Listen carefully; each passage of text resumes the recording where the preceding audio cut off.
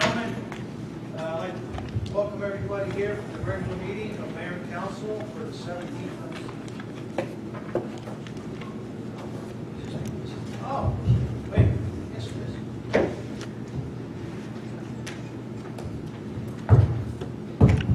Hello. Is it on? No.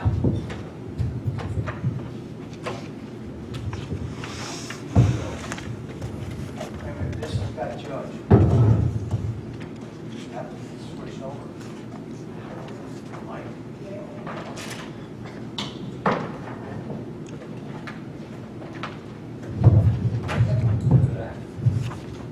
Well, I guess I ain't the judge. Last time I heard about the judge was 1968. It was a Pontiac. All right, ladies and gentlemen. I'd like to welcome everybody here for the September 17th, 2015 meeting of Mayor and Council.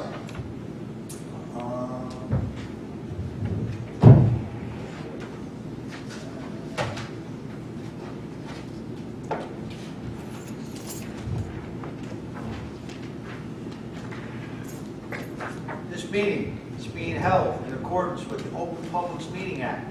An adequate notice of this meeting has been provided as required by law.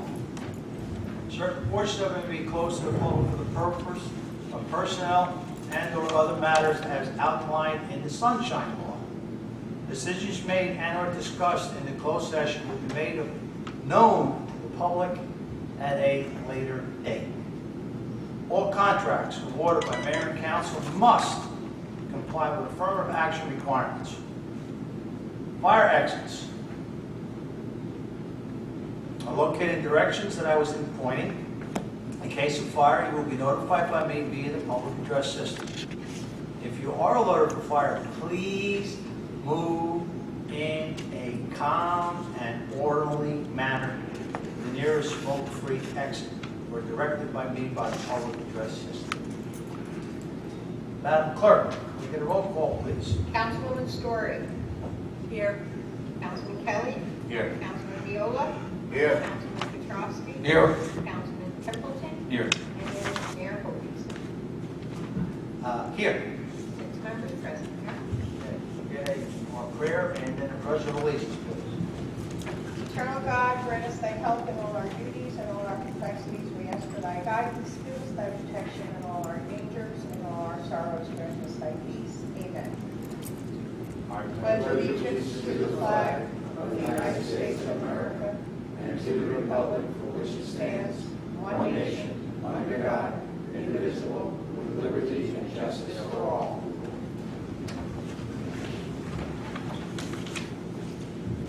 Okay. How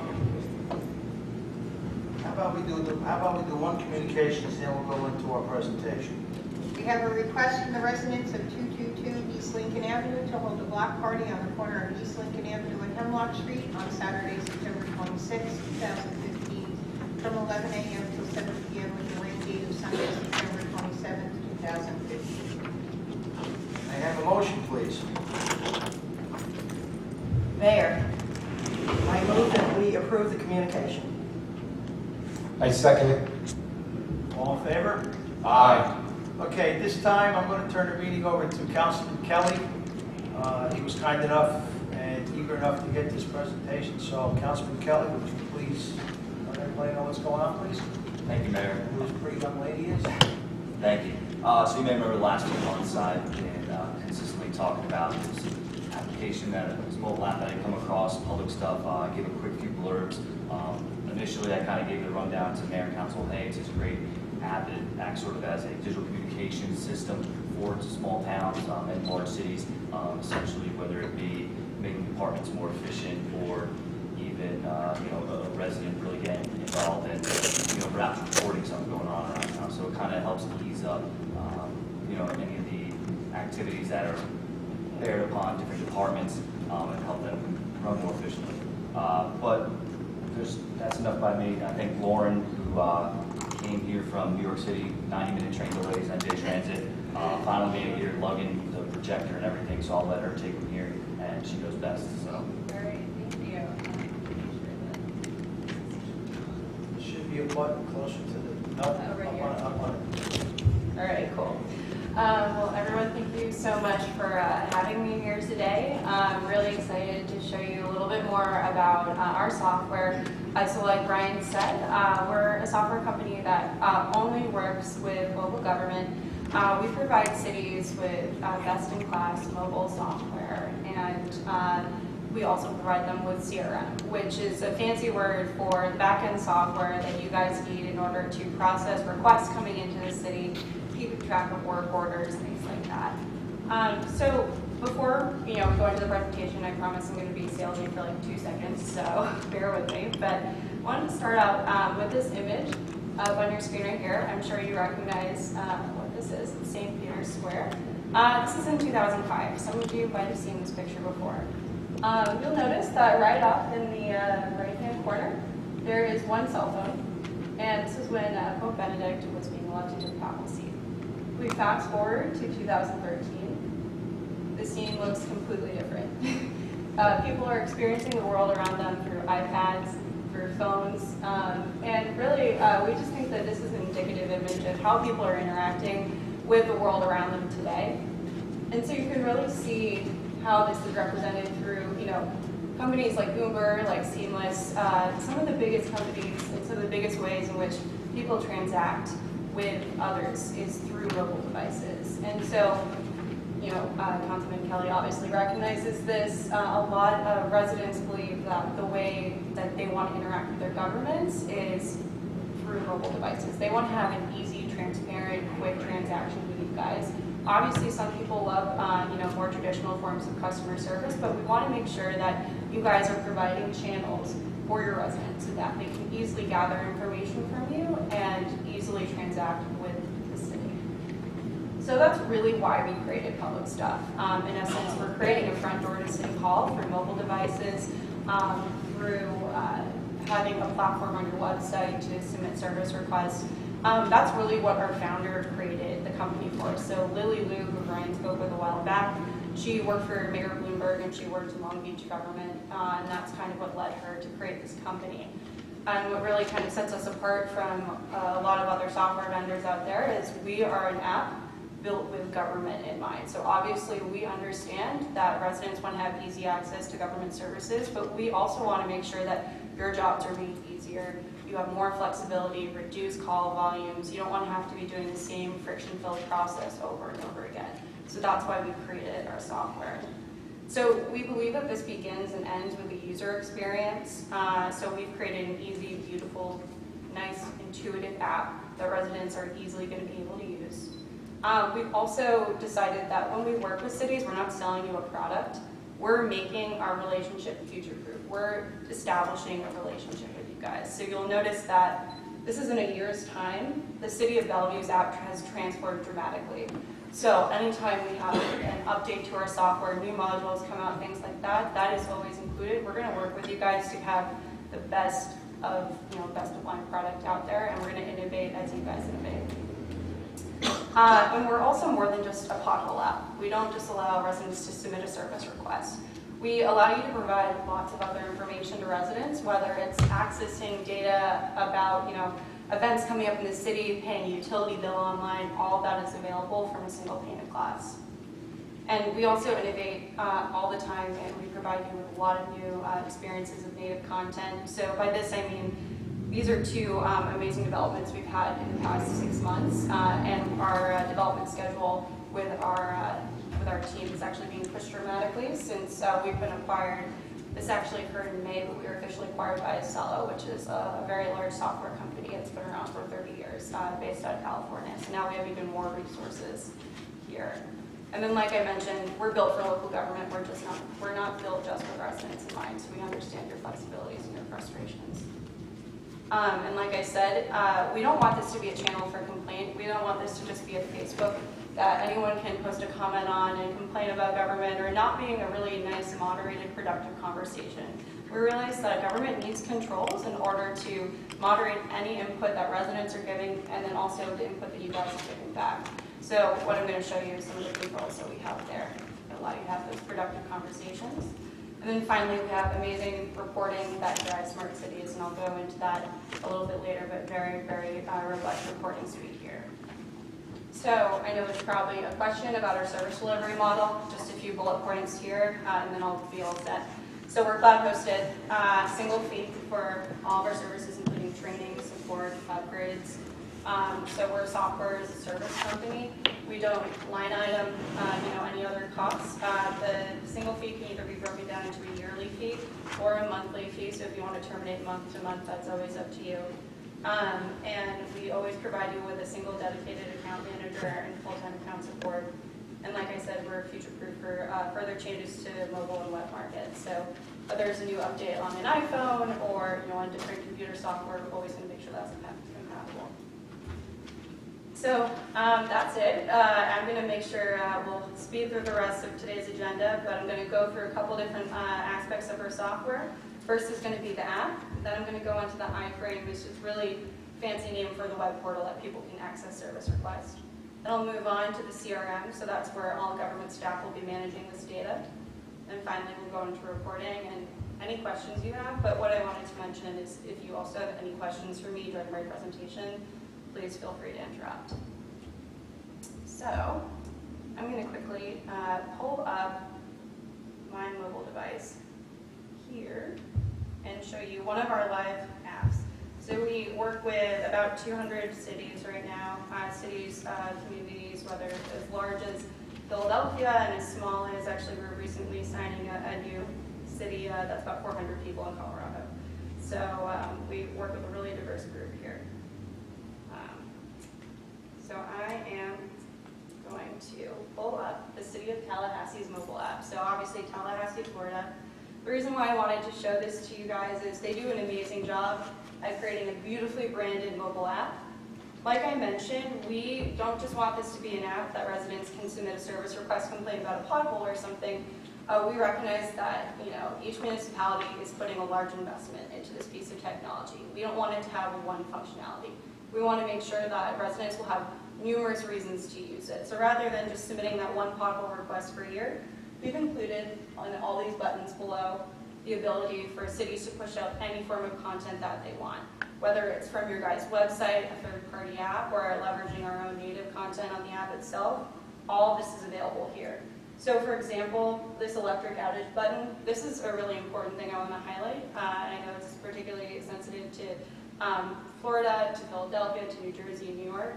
So during storm season, the city recognized that a lot of traffic will come in on their phones about electrical outages, about issues, with their house flooding, things like that.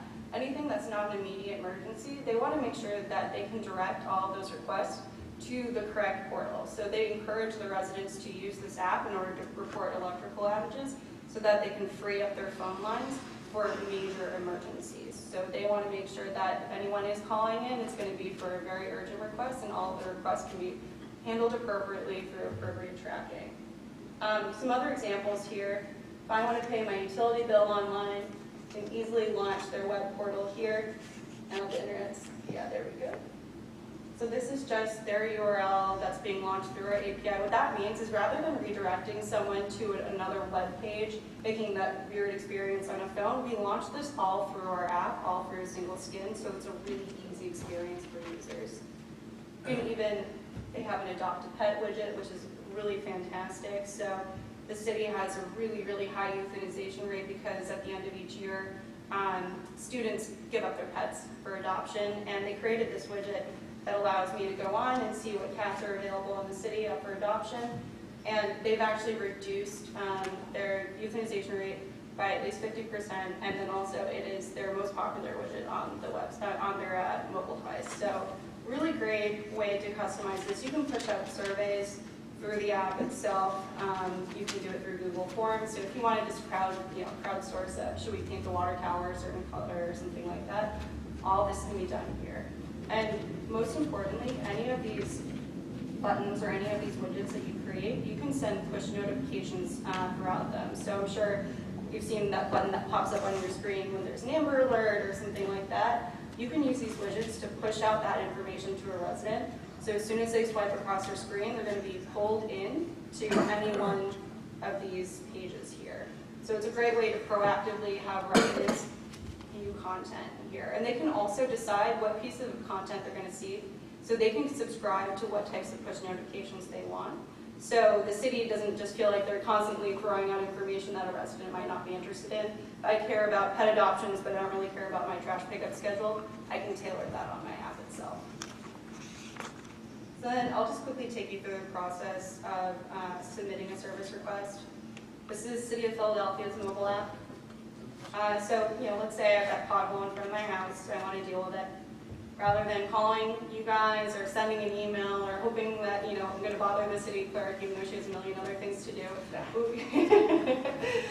What we can do is use this app to send in that service request. So what's great is you guys can organize this by titles, categories that residents can recognize, because before I started working this job, I had no idea what code enforcement did, and I'm sure a lot of residents don't know that either. So you can give them really easy categories that they can navigate. They'll correspond to your workflows and structure on the other end. I can even do a keyword search for pothole. Then once I select it, I'm first asked where's the issue located. Obviously, if I have my phone, I can turn my GPS on. It will pull me in the right direction. I can also just use this map to scroll around, or I can type in the address. So we'll recognize, landmarks, anything like that on the maps are really easy to use. And then finally, all I have to do is fill out this easy-to-use form here. If I want to take a picture of the issue, I can add it here. And then you'll notice there are a bunch of different questions that correspond with each individual service request. So we call these custom fields. These are really important. Most apps out there will just give you a comment box and say, describe the issue, and then you press send. Most residents don't know what's important and what's not. So what we don't want to happen is a resident describes the pothole, they're like, it's big, it was in concrete. And then they send it off to you guys, it's not enough information. You then have to call them back, get them on the phone, repeat the process, write down enough notes, and we don't want that sort of friction to happen. These custom fields force the resident to provide as much information as you guys need to audit it. As soon as they send it in, they automatically create a work order, your staff can go out and take care of it, and then it's done. And you can create things that are required, optional, you can adjust them in single-step, multi-select text, any sort of format you want. So it's really up to the city how they want to customize these, and this is by each request type, so I can have different questions for, a flooding issue, I can have different questions for a pothole request, down power line, things like that. Once I press submit, my job as a resident is done. In reality, this would take about 30 seconds, but what's awesome is that now I don't, again, have to call in, constantly email you guys to figure out what the status of my request is. All I have to do is access my portal here, and I can look to see how my request is doing. You'll notice right in the middle here we have this life cycle request. It's going to update the resident each time it changes all the way from submitted to completed. Anytime, let's say I want to submit a comment to the staff member who's taking care of it, maybe asking a question, I can do so from this comment box here, and then the staff can also respond to me, so we keep a nice thread of dialogue going right here. So it's all kept in one single easy-to-use portal. And then, of course, a lot of your residents, they're still going to be using channels other than the app. We don't expect adoption to happen overnight. That never happens. So we want to make sure that you guys can have channels that are kept open so that residents can submit requests through other ways. Right here you'll see we have, this is an iframe or a web portal that's on the City of Palo Alto, California's website. So if I want to submit an issue about graffiti removal, I can do that through your website. Or if I'm the city clerk, maybe a department head, someone who's staffing the phones, whether it's a call center or something else. Let's say if someone calls in about a request, maybe they're complaining about a municipal bus line. I can know nothing about this request type and what questions I need to ask, but as soon as I click on it here, this entire page automatically pre-populates with all the fields that I need to fill out for this caller. I can even take in their contact information here. We're going to save all the contacts that you put in so that you can track service requests against residents to make sure, if they ever call in and ask about the status of something, you can always look them up. Really easy to use. And of course, so that's the whole process of submitting a service request. I'm now going to move into the perspective of a staff member. So someone who's dealing with these requests, who's responding to them, who's taking action. You'll notice this page right here. This is what we call the back end. This is our CRM. This is where I'm going to be dealing with requests. I'm logging into North Miami Beach's CRM. I am a member of Public Works. As soon as I log in, this is the first page that I'm going to see. This is my personalized dashboard. So all the requests that have been assigned to me are available in this portal here. Also, any reports I want to see every day. Let's say if I'm a manager, I want to view all my team's open requests and what their status is. Maybe I want to look at all the requests in a specific area. All these reports are immediately up on my page. Then if I drill into a request, maybe this legal construction one, this is what it's going to look like. Resident contact information, any information about SLAs, those are automatically pre-populated so you can keep up with overdue requests. Workflows that are automatically set off, so anytime a request is sent in, we send them to the correct department, groups of departments, individual people. You can set up any type of workflow that you want. So as soon as, let's say, I'm the third person in this workflow, as soon as the second person completes their step, I'm automatically going to get an email in my inbox that notifies that I need to log on to my public stuff portal and take care of this request. So that's how we notify everyone. You don't have to worry about long email chains or anything like that. Like I said, you guys can respond to comments for residents here. You can even store canned responses if you're sick and tired of typing the same thing every single day. Save them here and then send them out to the public. And of course, you'll notice if you guys need to delete comment, like, if something's really inappropriate that's been said on this portal, you can do that here. Everything will be tracked in our change log. And then you even have the ability to moderate the privacy of each request type. So, for example, if I want all pothole requests to be public, that means anyone can see them and comment on them. You can do that. If I want to make complaints against a neighbor private, that means only the complainant and then back-end users, so staff, can see it. Or sensitive, that's another type that police departments tend to use for non-emergency request types. That means maybe only 2 members of the police department can even touch this request, and they can respond with the complainant, and that's it. So we give you a lot of different controls here. And then the last thing I want to show you is our data repository and reporting. So you'll notice here, these are all the requests that have been submitted to North Miami Beach in a nice spreadsheet, not very compelling, no one wants to see that. So we give you a lot of different filters in order to really drill down into these reports and create something that's completely customized for each user, so each government staff user. So if I want to look at maybe someone who is on the workflow, maybe I want to look at a particular resident contact information, or if you guys have specific areas in the city that you want to filter by, you can always add those in here. And then once I create my report, I can visualize this data in a number of different formats, so iGraph, bar graph. And most importantly, we're going to take all these requests and put them on top of your own maps. So if the city has GIS map layers or Esri map layers or anything like that, we can take those layers, upload them into our system, and you can look at each of these requests on top of your evacuation routes, watering districts, specific districts in town, or anything like that. So I know the borough probably has a lot of specific maps that they want to use. We can always take in those files. We'll do that for free. And then finally, if I want to draw my own custom boundary because I'm really interested in this area, I can save it and use it to filter in the future. Of course, you guys can save all these reports directly on our system here.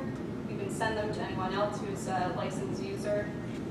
Or if I want to export them, I can do it in a number of different file types. And finally, you have direct access to our API. So if you want to pull any of this data into any other software you have, that's completely up to you.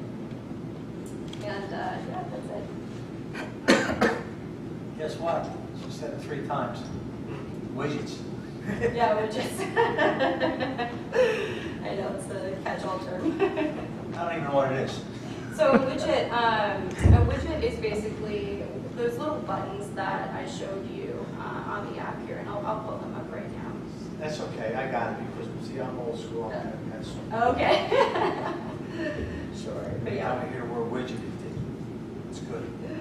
Also. That's great, thank you. Anybody have any questions? Or, I mean, it's a lot to dissect right now, so, I'll lead off with a easy question. As far as the data, all different reports, what's a popular way different towns or cities you guys have worked with have interacted with it, whether it be like, I know you mentioned Not the Pet happened to be extremely popular in Tallahassee. What's something within the data that a lot of towns utilize for you? So, actually, we have, Roselle has a module that is basically, I'm not sure if you've dealt with open government or something like that, but what we can do is take the data on the back end. So, in that reporting suite I showed you, if you wanted to turn that around and show that to your residents, maybe the closure rates that you've had of requests or dollars values associated with them, a lot of cities have done that and put that up on their website. So it's a portal that residents can see, so they can see the city's success rate. How about as far as training goes? I mean, eventually, people will pick it up, but that initial adoption phase, and then maybe down the road, that could pop up. Yeah, so we do two different types of training. One is implementation. We understand that you guys don't want to have to be calling us all the time, issuing a ticket, waiting for our staff to take care of a problem for you. The way that our trainers are going to train you guys is so it can be very self-assisted, self-managed. So for example, any of these fields that I show you, if I want to create a new request type, if I want to create one of those new widgets, one of those new buttons up there, all of this can be done by the city, and our trainers are going to train you guys, so that's very easy to do, and you can train staff down the line if someone has to take on a new position. That being said, throughout the entire implementation process, you're going to have a dedicated account manager that's going to help you, first of all, create a huge plan for how you're even going to attack this, what members of each team are going to be involved, what deliverables they're going to have, everything like that. Normally, implementation takes 6 to 8 weeks, and you're going to have full support of our tech team on that. As soon as the app is live, you're still going to have full support from us. Our account support is from 4 a.m. to 6 p.m. Pacific time. So that is, you always have access to us for account support. But your dedicated account manager is going to be really hands-on during the implementation because we understand it's a big project to take. Excuse me, question. Sure. Would the borough have to supply a server or database? No, so we actually host everything on our servers. Obviously, the city owns all of its data. So we're never going to delete any of that data unless you want us to. What's common, so for the city of Fargo, we do this, we do a regularly scheduled data dump into the city servers. So that's about once a month. If you want us to do that, we can always arrange that. That's free of charge. It's something we always do. As far as, since you'll be storing, different requests, data that's, from Roselle Park, how have you guys dealt with, different cities, towns, I guess insurance liabilities for, say, you put in a pothole request and Jane Doe trips on it, an hour later, we hadn't gotten to it, or whatever the case may be. Yeah, so a couple of things here. Obviously, we have an insurance policy that we take. I believe it covers up to like $2 million in damages. And so we have multiple cities all on our servers. We have both Rackspace and Amazon servers. The privacy associated with that, I can actually send you a detailed document of it. It probably won't be that interesting. But in terms of uptime, we're 99.9% accountable of uptime, and the city will get, the borough will get credits for any missed time.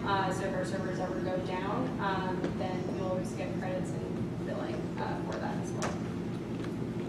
Okay, now the hard question. Cost factor. Sure. So for Roselle Park, you guys are at our lowest price band, so it's $5,000 a year, which can also be broken down for a month.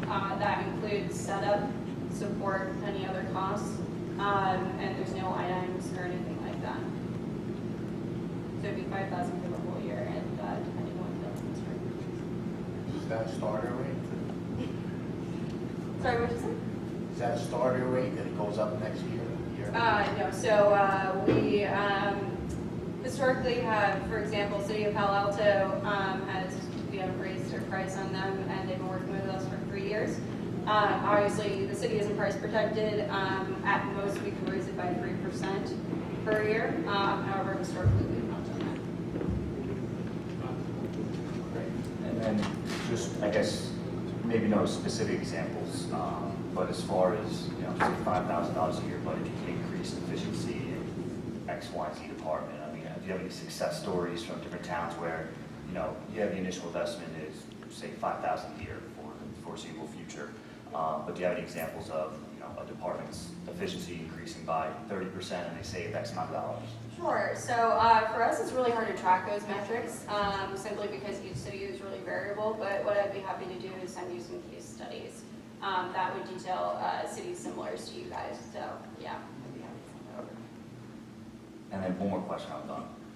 As far as adoption, what are your guys' strategies to get? Because ultimately, if people aren't using it, then it's irrelevant. Yeah. To see it be something that would be popular, but what are your guys' strategies to get people in town to utilize it? Sure, yeah, so our account managers are really skilled in this. They have a couple of various strategies.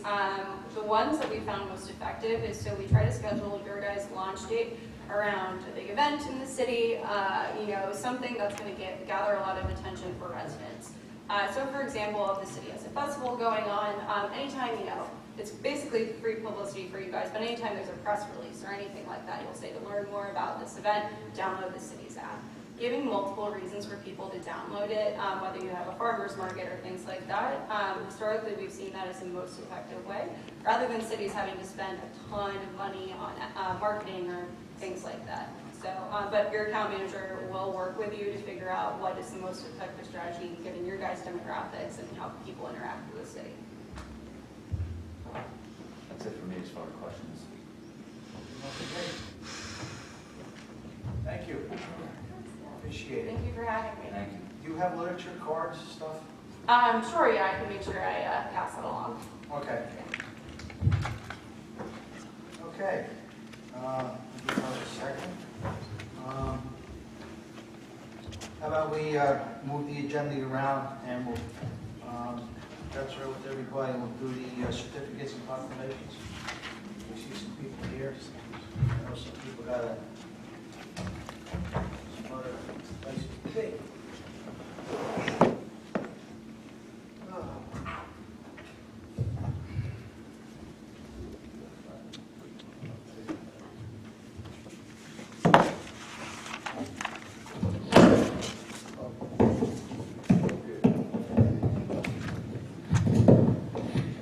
Killing Joe upstairs. Open?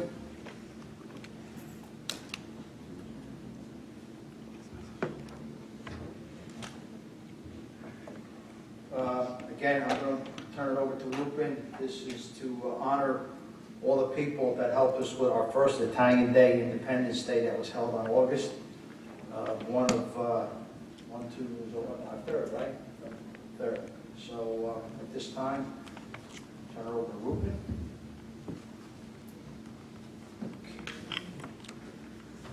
Joe De Gennaro. Thank you so much for singing.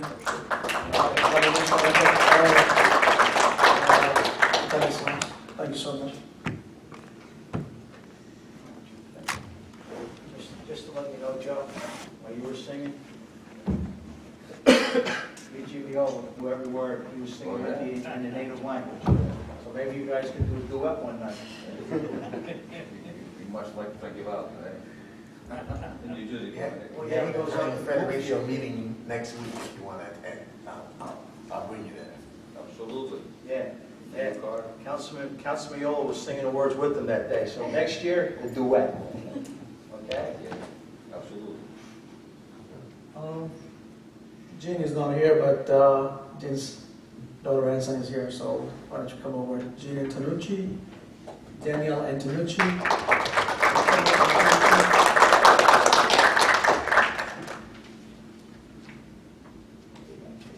Dad. Here's yours. Polio. Costa's Restaurant.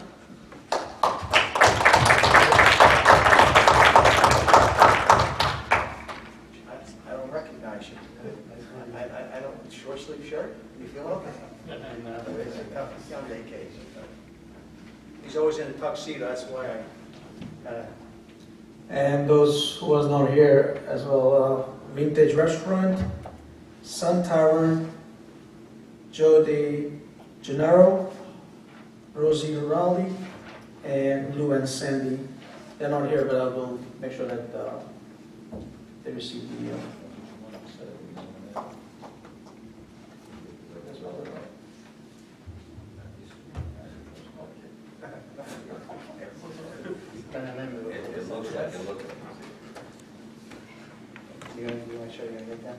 All right, again, I'd like to thank everybody for helping us with our first annual Italian Day. And everybody here, come on.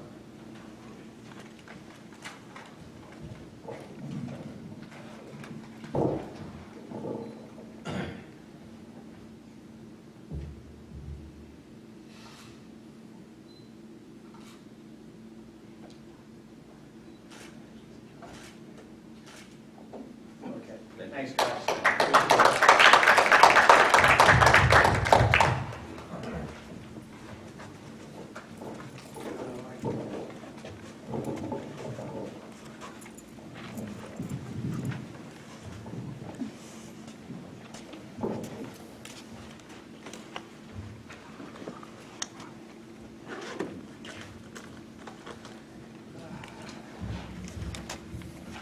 I have two proclamations.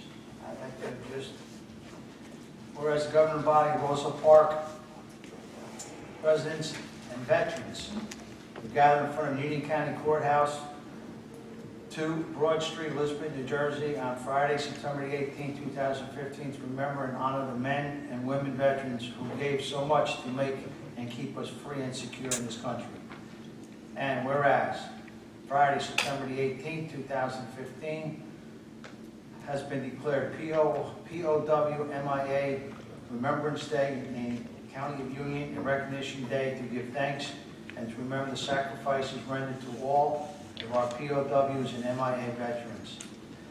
And whereas in honor for the special day ceremony will be held in front of Union County Courthouse on Broad Street beginning at 11:15, I be resolved, Carl Oaks, Mayor Roselle Park, to hereby proclaim Friday, September 28, 2015 as POW MIA Remembrance Day. So, God bless our veterans. Proclamation, there's about 16 whereases, so it's Mesophilia.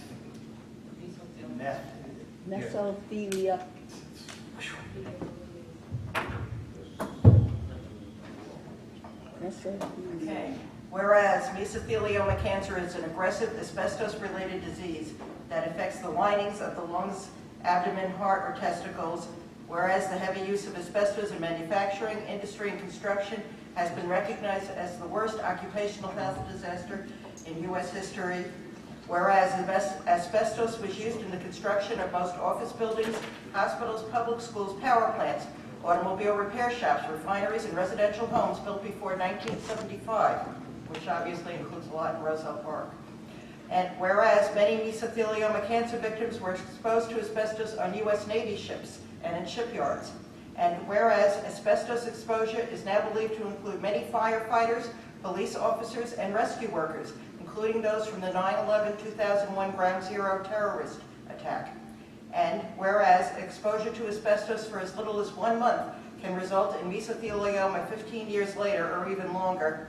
And whereas because of occupational, Navy service-related household or incidental exposure to asbestos and the long latency of this cancer disease, tens of millions of Americans are now at risk for developing mesothelioma. And we'll skip this. All right. Therefore, be it resolved that Carl Hokinson, Mayor of the Borough of Roselle Park, is proclaiming September 26, 2015 as Mesothelioma Awareness Day. Thank you, Councilwoman Story. Thank you, thank you, thank you.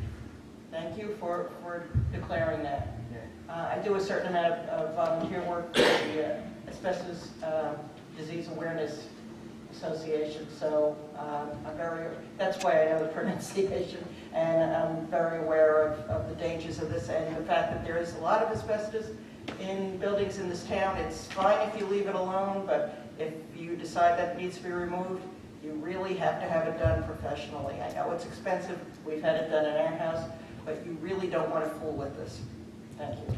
Thank you, Councilwoman Story. I appreciate that.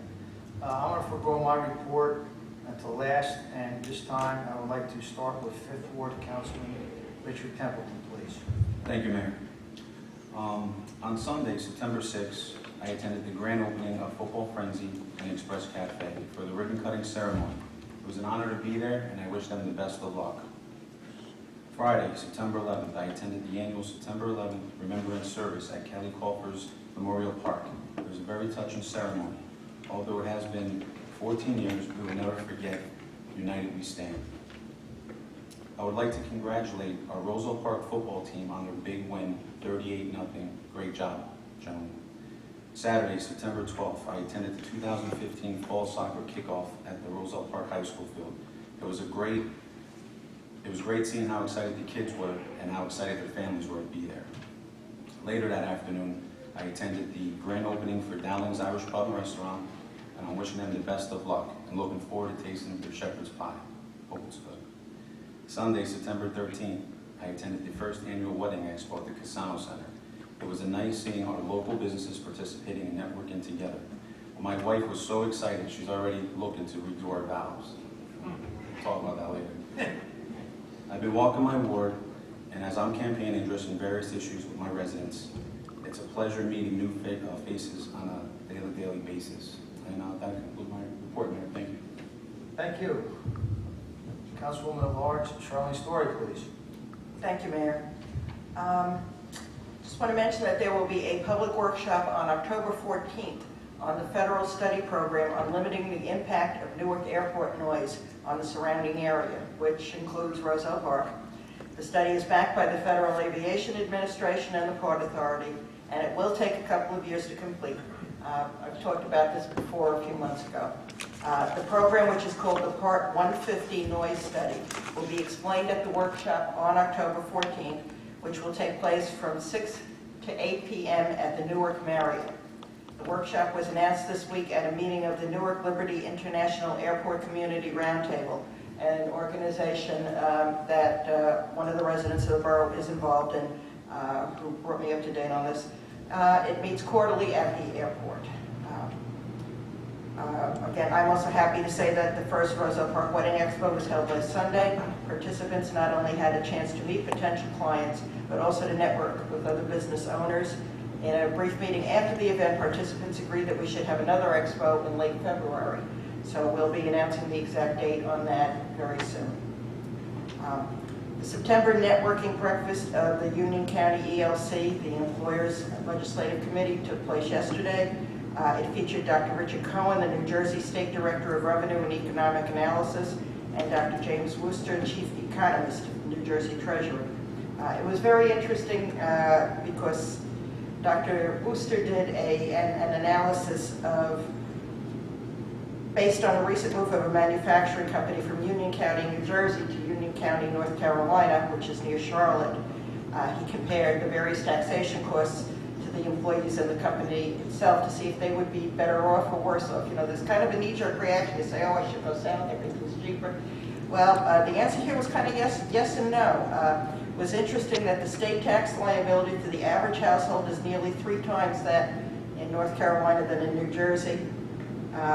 In large part because the income tax rate in New Jersey is much more progressive. You know, sometimes we look at something and we're not really looking at apples to apples, even though we think we are. It went into a lot more detail about many of these things. But one of the things that I thought people would appreciate particularly here is that down there the gas tax is 36 cents a gallon. And as I think we're all kind of cheering as we watch the gas price go down here, we have to remember it's 14.5 cents here. So I guess the bottom line is you have to look at everything, including your lifestyle, when making that kind of a comparison. I would like to say that I hope that all of our Jewish residents had a good Rosh Hashanah, and to say that may you all have an easy fast next week, Yom Kippur, which is starts on Tuesday night. And for those who celebrated yesterday, happy Mexican Independence Day. Thank you very much. Thank you, Councilwoman Story. First word, Mr. Eugene Miola, please. Thank you, Mayor. Since the last meeting, we had a few places we all had to attend to. I also attended, I'd like to congratulate everyone about having a nice Labor Day weekend. It was nice to get that extra day off of work. A 4-day work week is always good. I attended the Friends of the Library meeting. It was not attended as well as it normally is, but I'm hoping to get more people to come.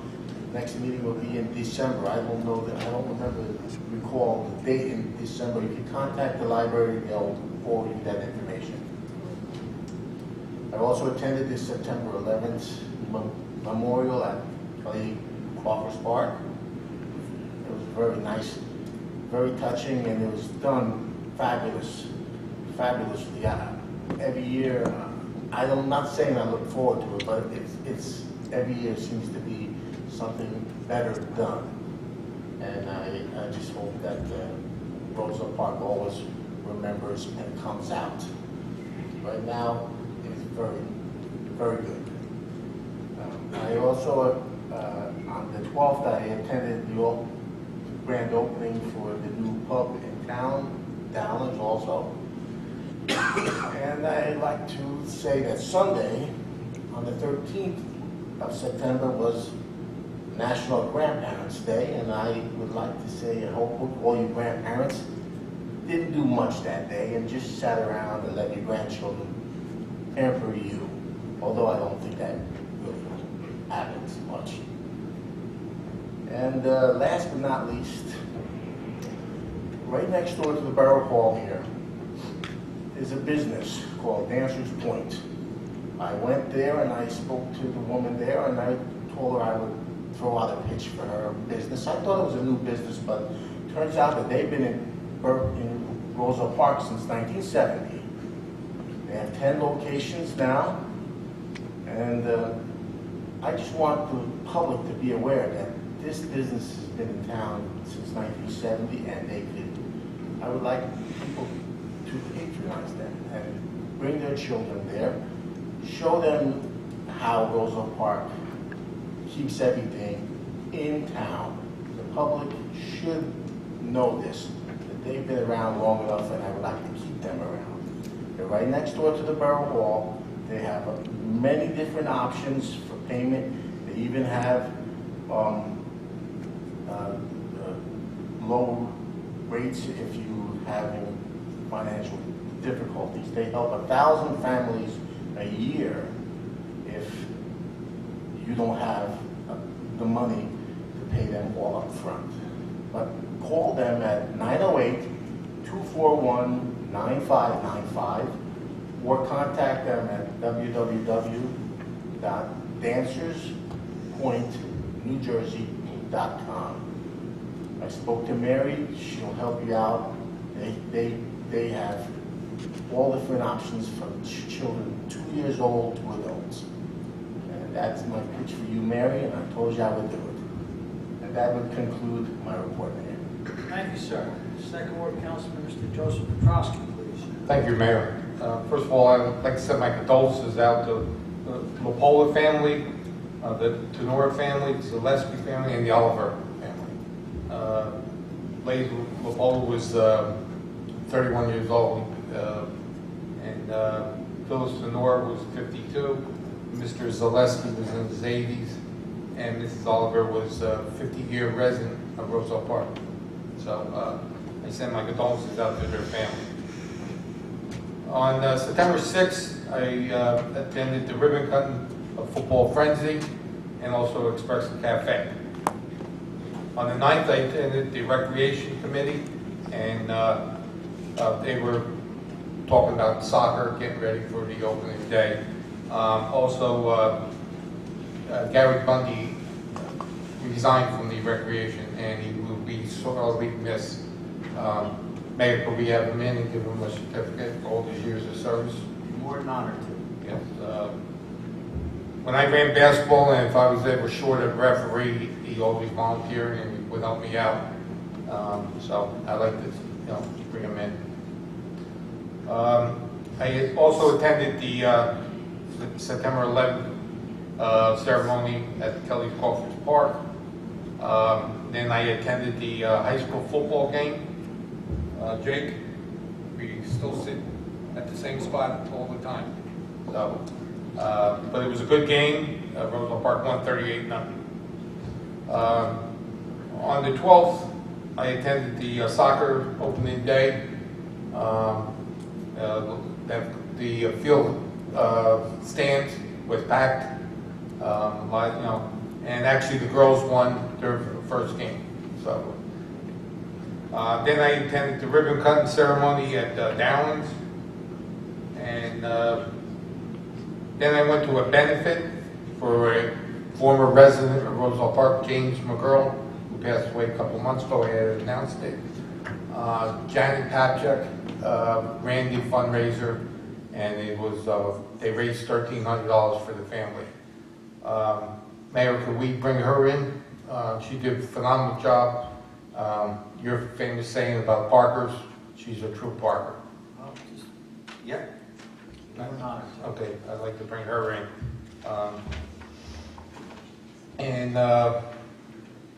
I've been walking my ward, and I want to thank Councilwoman Story for helping me. I really appreciate it.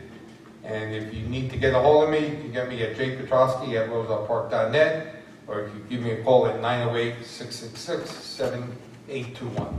And that's my report, Mayor. Thank you. Thank you so much. Third Ward Councilman Brian Kelly, please. Thank you, Mayor. I'll go forego my report this evening just in the best interest of time, but I did want to again thank Lauren from Public Stuff. I don't know if you'd heard when the presentation had started, but I mentioned that she'd come from New York this evening, 90-minute delays. She's still here waiting for a taxi cab or her Uber to take her back to the train station, head back, lugging a projector and all. So I wanted to make sure I extended our thanks for that. Well, how do you send it? Take it down. I did offer. It's on the company's tab, I hope, the taxi. Yeah, no, I get it more expensive, it's okay. Okay.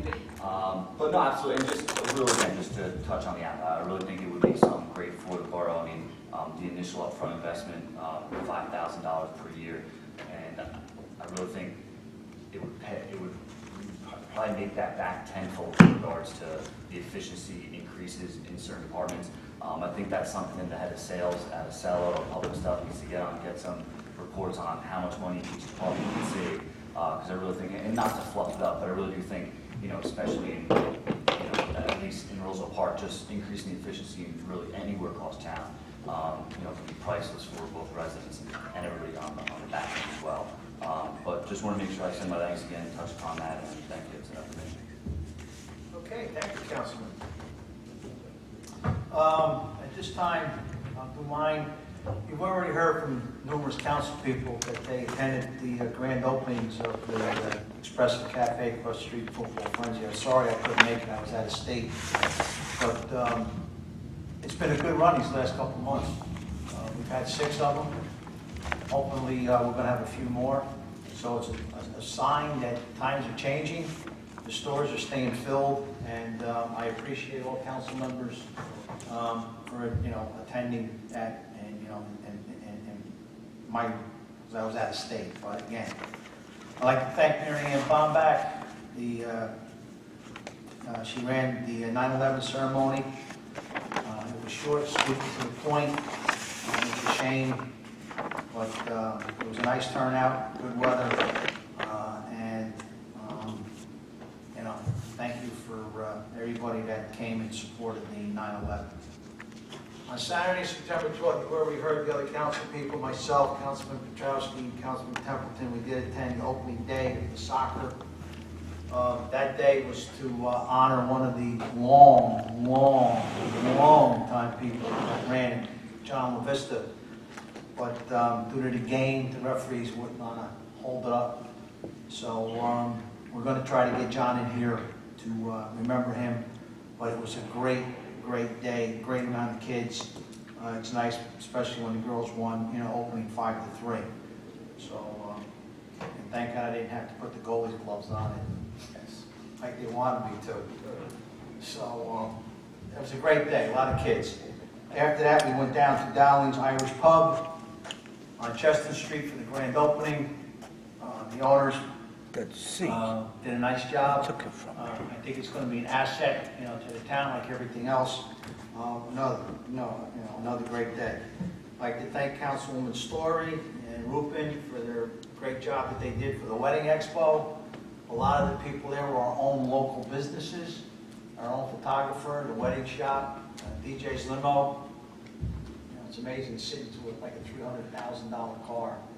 But it was great to have everybody there, local cake bakers, farmers, tailors. It was just so nice to have all the local businesses there that interact with each other. And it was a great time, and I'm looking forward to hopefully bigger and better things on the next one. On Monday, September the 14th, I had the honor, I went down to Toms River. I attended the all Roselle Park class reunion that's hosted by Ernie Finizio, Jean Decker that was here, her husband George, who was a member of the DPW and Recreation with me. It was 180 people, and it was great. They had a lady there from the class of 1946, and Mr. Schreiner was there from the class of 49. There was 36 trivia questions that were asked, and one of the questions was, what was Mr. Finizio's weight when he started wrestling in high school? And everybody was shocked to hear the answer was 77 pounds. So, it was a great time to see a lot of Roselle Park people there. That's what made this town so great, to see the camaraderie to come back together. So, congratulations to everybody for doing a great job. On Tuesday, September 15th, I attended the Board of Health meeting upstairs. If anybody wants, I have the statistics. If anybody needs them, I have them. Last night, I attended the library board meeting. Got some information. I explained to them. As you see, the library, the project is starting to do a major renovation to the front of the library. All new concrete, new pillars, new flag poles, benches, which from what I understand, there's 6 benches that are going to be put in, and 4 already sold. There's 2 benches left. The price is $800 for the recyclable bench that will bear the person's name or whatever saying they want on it. So out of the 6, we've already got 4 sold, so which is a good sign. So there's 2 left, if anybody wants them.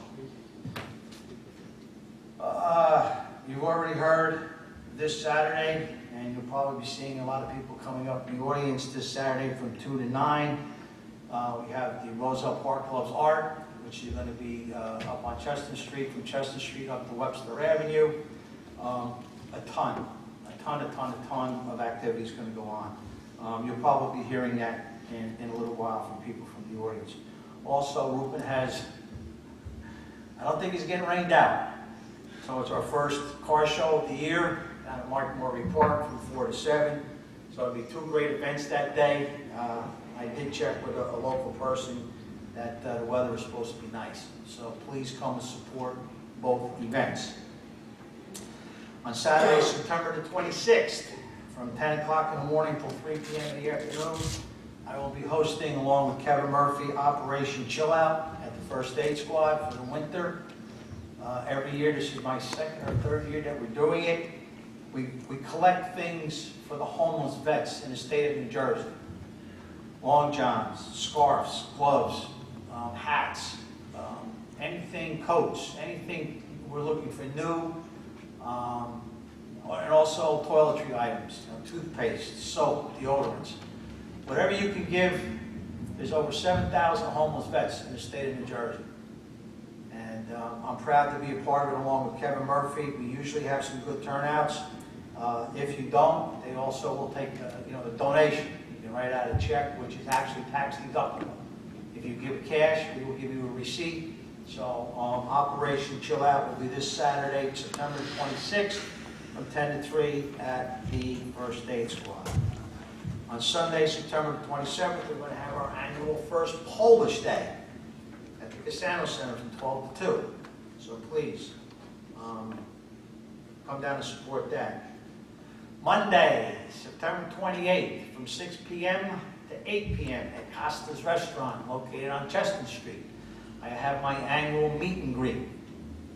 From 6 to 8 p.m., I open it up to anybody that wants to come down. It's open to all council members. You can come there, ask questions, yell, do what you got to do, and get free food while you're yelling at me. So, meet and greet, my annual meet and greet, Monday, September 28th from 6 to 8 o'clock. Last council meeting, you heard me discuss, and thank you to Roselle Park News. They're doing a couple of articles on TNR, the trap, unit, and release. This year, I am getting inundated with a ton of calls throughout the borough about feral cats. Folks, feeding the cats is not the answer. First of all, it's against the law.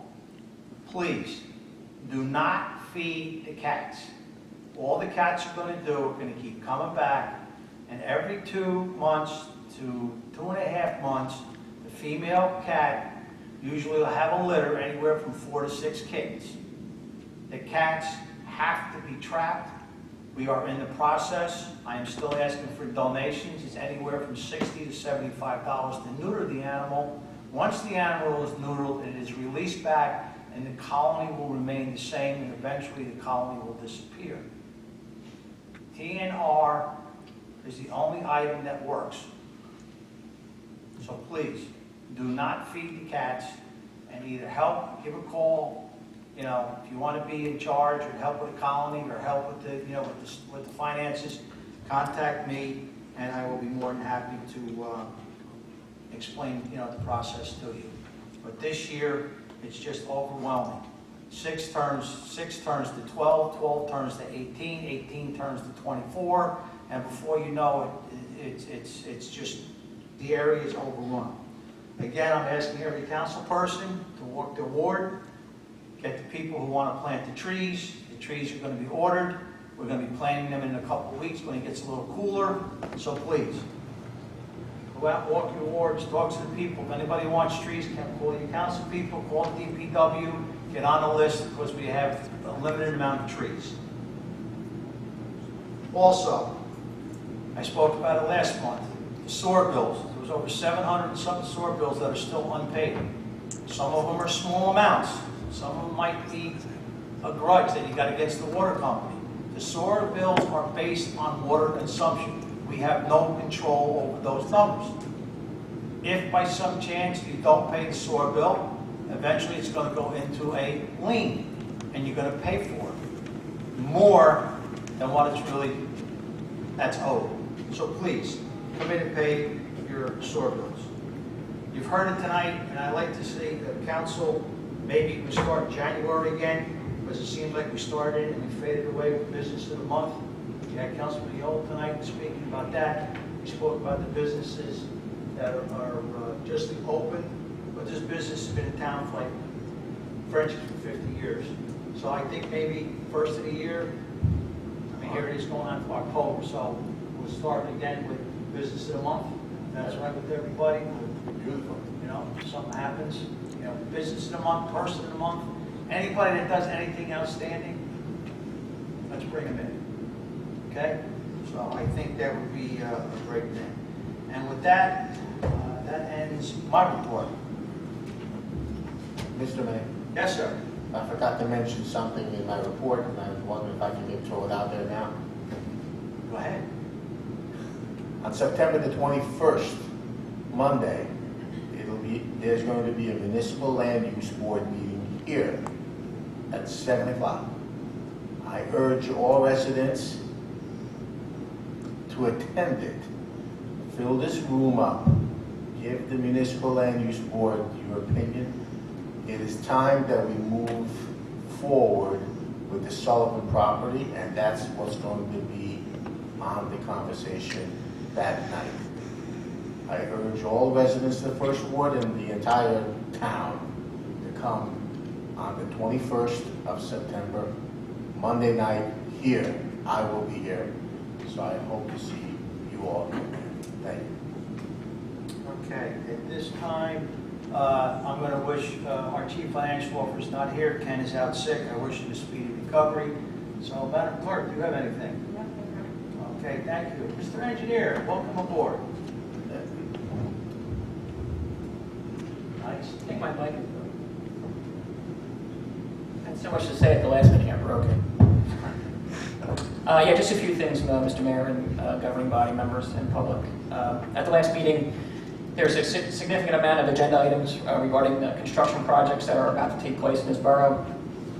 We have projects awarded for various roadway projects, including Charles Street, West Colfax Avenue, Seton Avenue, Aldine Park, another phase of Aldine Park, crosswalk restoration for Chestnut Street. We have stuff on the agenda tonight for miscellaneous concrete repairs, which is the annual concrete project for curbs and ramps and sidewalks. Happy to report that we've already had pre-construction meetings performed that have taken place for Charles Street, the Park, Seton Avenue, and the crosswalks. We have 2 more scheduled for Monday, that being Colfax, and then we'll have the concrete repair scheduled for sometime next week too. But within the next 2 weeks, this town will be slightly upside down again when the contractors come in to perform the improvements that are required per contract. So that's what I have to report on that matter. We also are moving forward on the area of need of redevelopment for West Westfield Avenue. That's between 218 and 256. Already did some site reconnaissance and reviewing old maps and property descriptions and prior uses. So we're preparing that report and the required map to go with that per the redevelopment law. That's what I have to report. Anybody have any questions for our borough engineer? Okay, at this time, may I have a motion to approve the reports of the departments? Oh, you did it out of your own way. Thank you, Mayor. Thank you, Council. Oh, that's right, legal matters last thing, okay. Yes, Mayor. Last meeting, there was 2 matters held in closed session. D'Agostino versus Borough of Roselle Park, ongoing litigation, and also potential litigation involving Mr. White versus Borough of Roselle Park. None of those matters were resolved. Do have 2 matters for closed session today, Mr. Mayor. Same matters, D'Agostino and Mr. White versus Borough of Roselle Park. Thank you, sir. Okay. Now, may I have a report to approve the departments?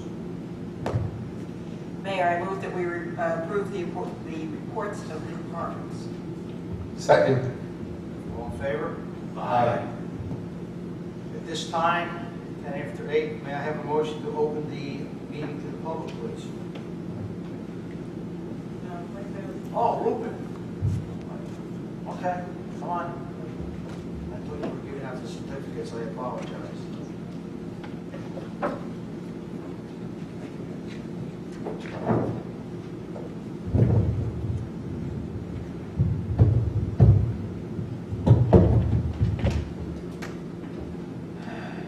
Thank you, Mayor. I'd like to begin with thanking Mr. Phillips from Lighthouse, the Church of Methodist, and Express Cafe for delivering the food. And also a special thank you to Farmers Market, Mr. George, for donating the fresh vegetables. This year we are basically having nothing at the end of Thursday. All the residents are taking all the vegetables, so we are not throwing anything away in the garbage. So thank you, George, for that. Also want to thank you to all the departments, RP, Roselle Park Fire Department, the Police Department, First Squad, DPW, and Marian for helping me put the 911 service together. Thank you so much for that. Also, I want to mention about the cruise nights. For the month of October, Cappuccino Self-Defense will not be renting the Casano Center. So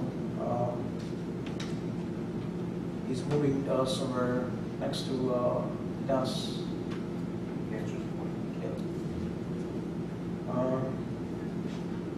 The new thing, we're going to be having 2 new events in the month of October.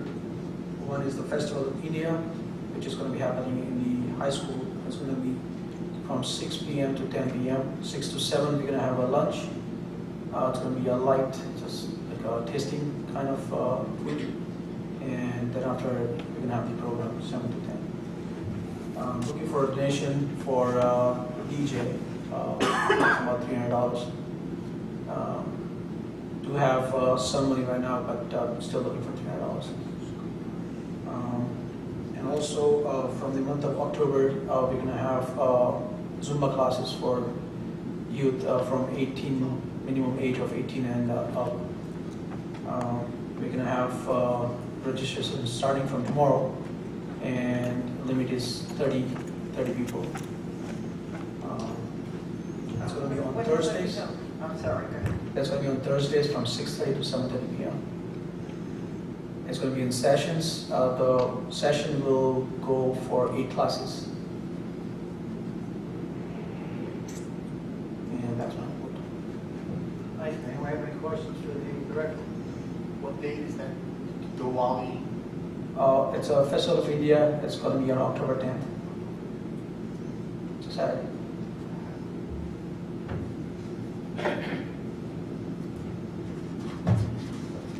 Thank you, sir. Thank you. Okay, you got everybody? Okay. At this time, may I have a motion for the open portion of the meeting? Mayor, I would like to make a motion to open the public portion. Second. All in favor? Aye.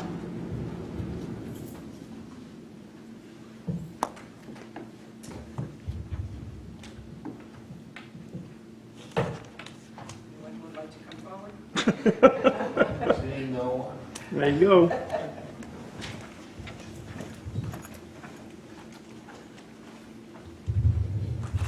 Leona Sufert, 322nd Avenue, Garwood, New Jersey. Yes, I'm no longer a Parker. After 29 years, I moved.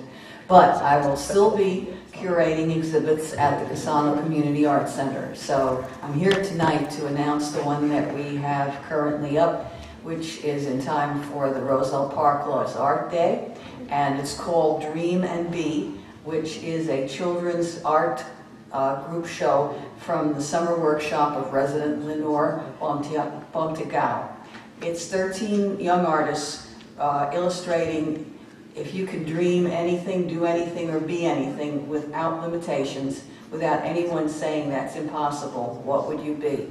They're very colorful, cute, and quite imaginative. There will be a reception on October 5th from 6:30 to 8 p.m. to meet these artists, and the show runs through October 30th. Thank you. Thank you. Leona, I'd just like to say that we'll really miss you as Poet Laureate. I think that you did a wonderful job. I think it was wonderful that Roselle Park had a Poet Laureate, and I think that we all owe you a great deal of thanks for all the hard work you've put in over the years on Summerfest, on everything from curating the art shows to having poetry nights and other such events that I, for one, have enjoyed very, very much. So thank you. Thank you very much. It was a very, very nice time living here in Roselle Park, but all things come to an end. No, you're still a Parker. You're still a Parker. Always will be one. Excuse me, Mayor, is there any way to... Got it up, and yeah, I can't see why not. I can't see why not. Yeah, we're gonna have, come on, Pam.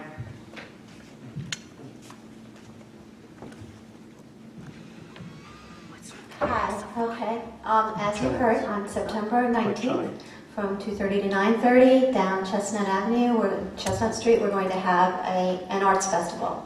And the first thing I'd like to do before I explain what's going to be happening. Oh, Pam Reynoso, 335 Pershing. Sorry. Thank you. Before I explain what's going to be happening, I want to thank Charlene Story and Mayor Hoganson for all their help planning this. Charlene was actually really helpful last year. The inaugural year, we wouldn't have gotten off without her, and both of them have been very helpful this year. So I'd like to say that to begin with. So this is a little bit different type of arts festival. We're making it extremely interactive. The idea is to get the community to come together as one and experience art, engage in conversation of art, and create art. To that end, we have a lot of children's activities, everything from paper mache and watercolor painting to a comic book artist who's coming in and doing comic book drawing. We have regular crafts. We're going to have a chalk it out. We're going to have chalk selfies. In the Casano Center, we have some very interesting programs geared toward tweens and teens. We have Bobby Rivers giving the sights and sounds of classic films. He's going to have really cool clips of everything from King Kong to current movies and explain how they were manipulated to get the feelings necessary. New Jersey Institute of Technology School of Art and Design is coming in to give a brief description of all the careers that are available to people who have a background in the arts. The coordinator from the School of Industrial Design will be doing that, along with showing the work of their students. We have Gina Zadanowitz coming in. She's an Emmy-winning sound designer coming in to do talk about sound design and hands-on. We have Paul Zadanowitz coming in doing animation. We have our 3 of our 4 dance schools in town. Yes, in 1 square mile, we have 4 dance studios in town. 3 of them will be performing: Planet Dance, Fusion Dance Center, and Dancers Point. We have New Jersey Youth Theater, also another in-town business that will be singing to start the day off. We have a conductor who has an award-winning high school jazz band, bringing his jazz band in to start the day off. We have Baron Montemurro Duo playing for us, and we're going to be finishing the whole thing with a jazz festival at night and jam, and people will be invited up afterwards to jam with the musicians. The idea is for everybody to come together. Arts unite communities. That's why we want to do this. We're strong on sports. We're strong on everything. There is arts unite communities, and there is no division in socioeconomic factors when you sit down to create. Everybody is one. So to that end, we're going to have a chalk masterpiece, hopefully, where everybody will be color a square and become part of the whole. We want everybody to color a little bit and become part of the whole of Roselle Park with no divisions. Please come and see us. September 19th, 2:30 to 9:30 on Chestnut Street. Thank you. Just to enlighten some of the folks, it's going to be basically an all-day event. Okay, Chestnut Street's going to be closed from about 8 o'clock in the morning till about 9:30 at night.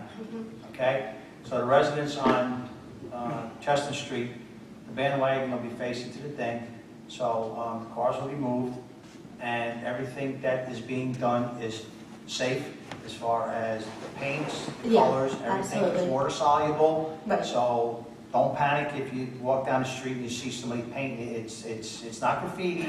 It's Water soluble tempera paint and chalk. Also, I'd like to thank you and all your volunteers. It's been a Joe, terrific committee. And then for everybody that did the windows. It's nice to see some color. It was very nice. I've gotten a lot of compliments on it. Hopefully, as this goes on and on and on, I would love to see it that, we have to eventually turn vendors away. I mean, that's my goal. Right. So I appreciate everybody on council that's working with us with this, and all your time and your crew. But it was nice to One additional note, we will be having a sheet of coupons. We asked businesses, every single business that we could possibly hit, if they wanted to offer a discount or coupon. So we will be presenting people that come with a sheet with coupons that are for businesses. And one other thing, Pam did mention, if you come to see all the jazz festivals and come there, bring your own chair. Okay. Thank you, Pam. Great job. Looking forward to it. Next, anybody else wishing to come up to speak?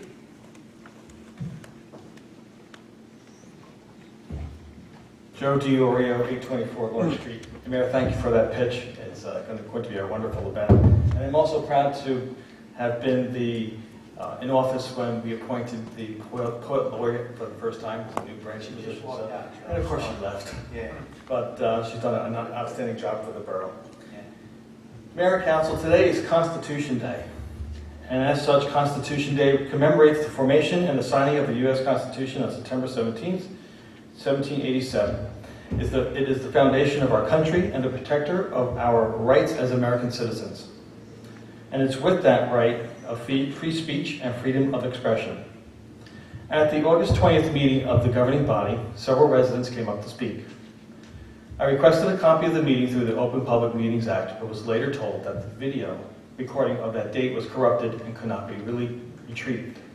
And I believe the station manager in his statement.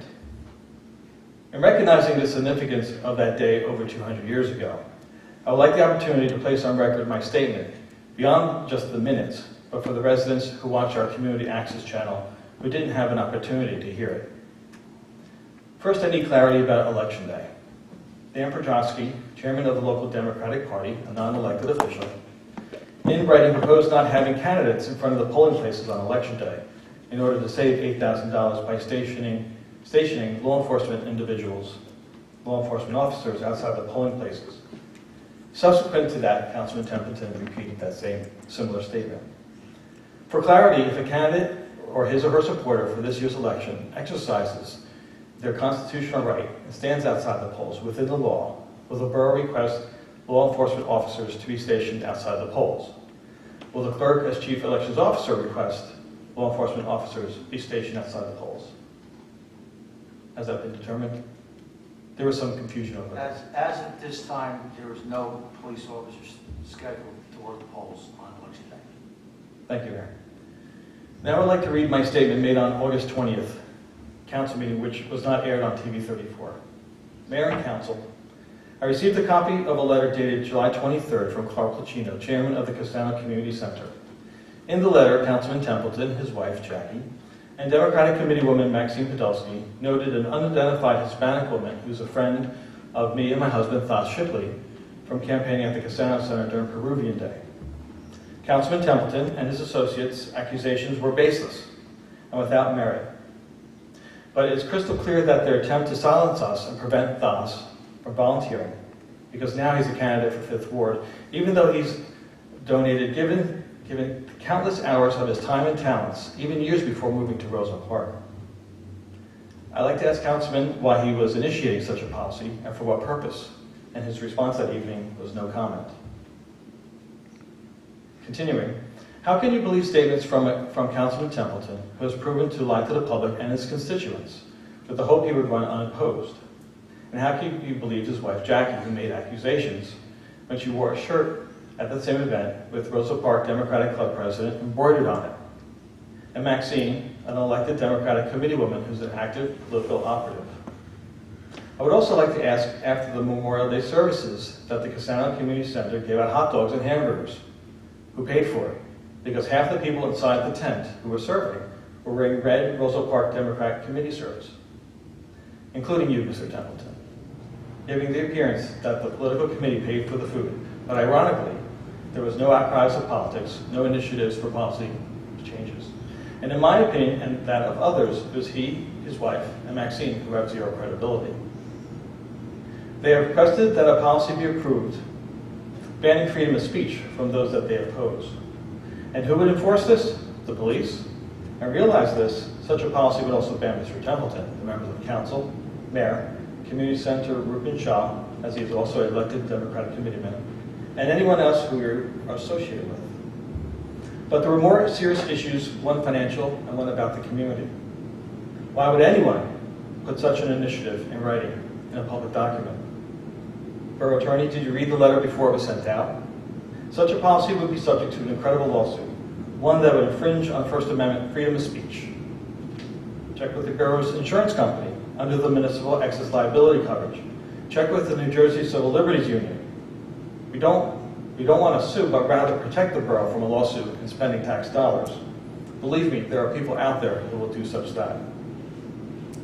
Second is more community related. This type of policy idea, initiated by Councilman Templeton, sends the wrong message. One that says, if you don't wear the red shirt, you're banned from volunteering. It discourages others from getting involved.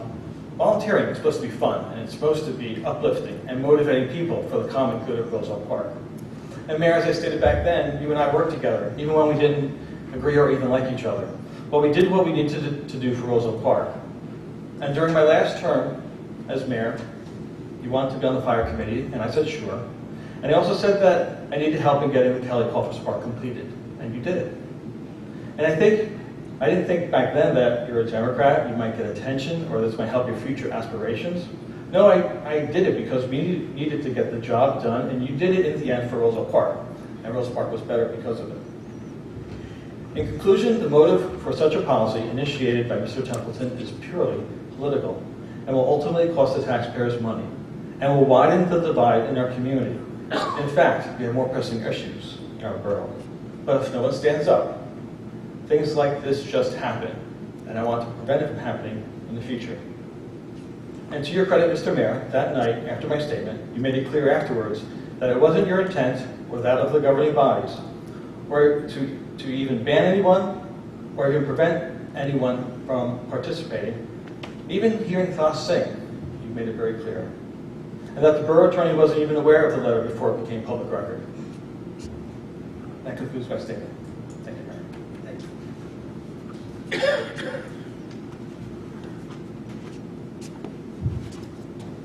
Anyone else?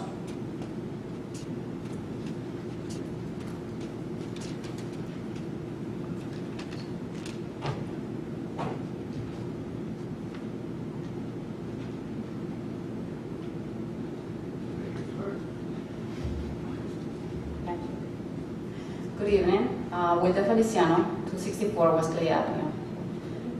Good evening. Sorry. Awilda, A-W-I-L-D-A, Feliciano, 264 What's your last name? I'm sorry. Feliciano, F-E-L-I-C-I-A-N-O, Thank you. Now you're- 264 West Clay Avenue. Thank you. Good evening, Mr. Mayor and members of the council. Again, my name is Awilda Feliciano, and I am the unidentified Spanish-speaking woman in that letter. I am also an American citizen born in Puerto Rico. I want to know why I've been targeted. I want to know why someone can make these accusations without talking to me first. And why you want to take away my freedom of speech. Thank you.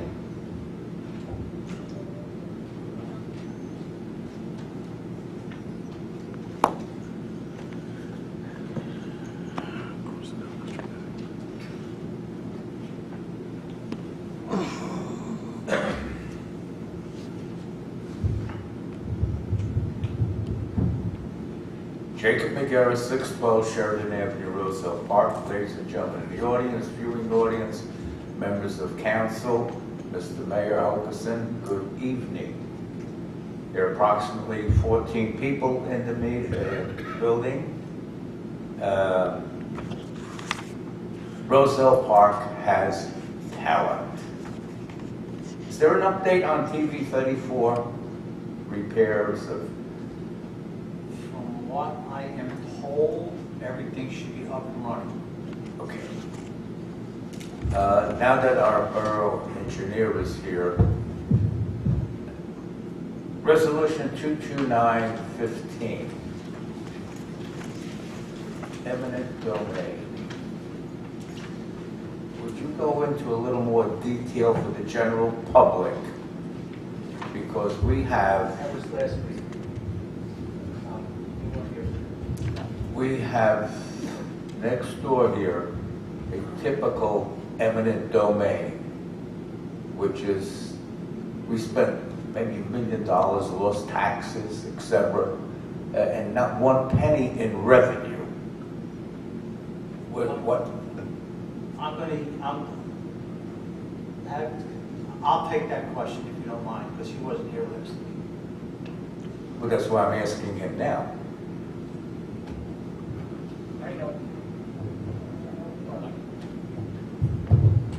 Quite honestly, Mr. Mayor, I don't even know what resolution 22915 was. It's in that resolution, it's the area in need of redevelopment. Okay. And in that resolution, there's a paragraph about eminent domain. I'll defer, Mr. Attorney, did you prepare that resolution? So I don't know what's in it. I have a copy of it. You want to see it? If you want me to say it, sure. Well, it's not hiding anything. Neither am I.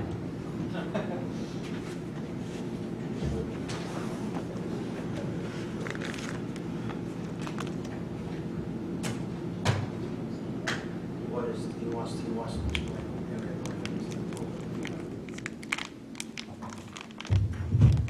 In order to save time, why don't you ask something else that he can read and don't eat up your 7 minutes? Resolution 239-15, this is from the last meeting, and this was Aldine Park. What is going to be put into Aldine Park? What are you going to do? The only one that mentioned anything was the third ward councilman about a basketball court. As long as we got a basketball court, he was happy. Well, that he can answer. Yeah, I'm familiar with that one. The Aldine Park Phase 4 improvement project that you're referencing includes concrete sidewalk work, includes ADA access on the street side, not internally, but street side, coming across the street crosswalks, includes a brand new basketball court facility. It's one full-sided and two short-sided basketball courts, I believe. Some landscaping, some drainage, some grading, site restoration. That's pretty much what's included under that project for Phase 4. Well, isn't in tonight's resolution, there's $60,000, $50,000 going out for sidewalks? Yes. Yeah, I can respond to that as well. What's on the agenda for tonight is called the 2015 Miscellaneous Spot Concrete Project, and that's where the borough, on an annual basis, hires a contractor through the local bidding process through public contracts law. There's a set aside of money, which I think is an amount of roughly $50,000 that the borough put aside. Would you please, you can mention it later on. I have one more question.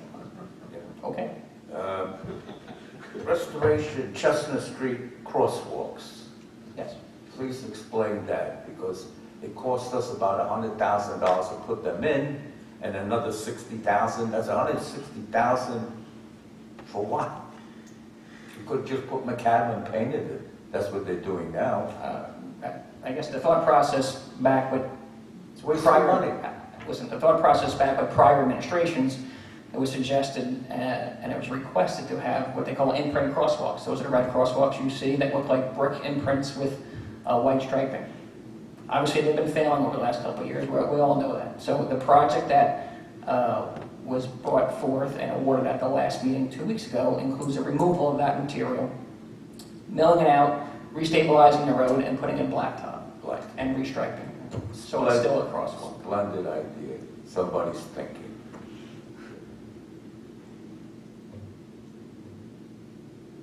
Would you continue with that eminent domain? Sorry.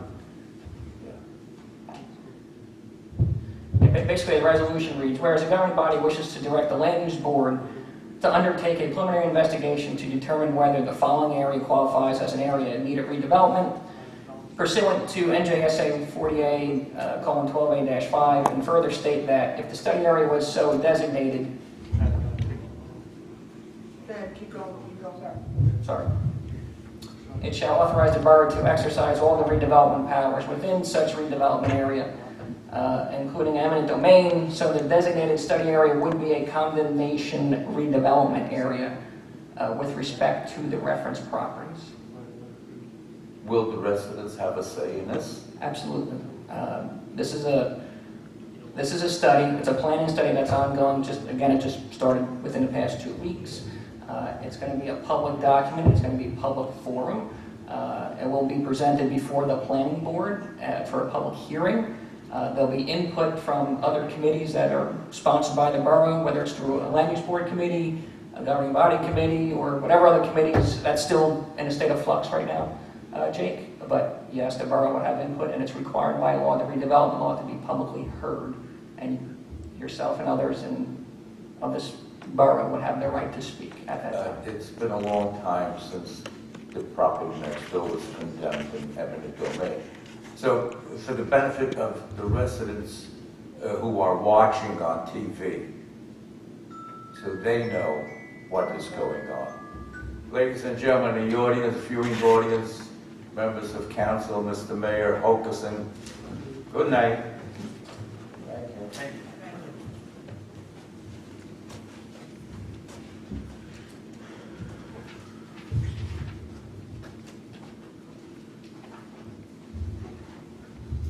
Keith Hyman, 12 Woodside Avenue. Roselle Park, New Jersey. Ladies and gentlemen of the audience, viewing public, Mayor and Council, good evening. I get that from someone. Anyway, I was thinking, driving down Chestnut, Westwood Avenue and everything, and I see like in front of the actually we have $2, so I have to be more specific. The dollar on Westwood Avenue in Chestnut. Forgot the name now. Dollar Store, yeah. They have a bench there, and then also the Enterprise across the street. Like it's the wooden bench, but then down Chestnut Street, some of the benches were taken away and everything. So like those benches are pretty much sad. Like I don't know if we could move those that were taken away, put it there to make Westwood Avenue a little bit more spruceful. Like I would ask, I will look into, actually Councilman Petrowski, that's DPW, the benches that were removed prior, within the last year or two. There are other locations that they have gone to.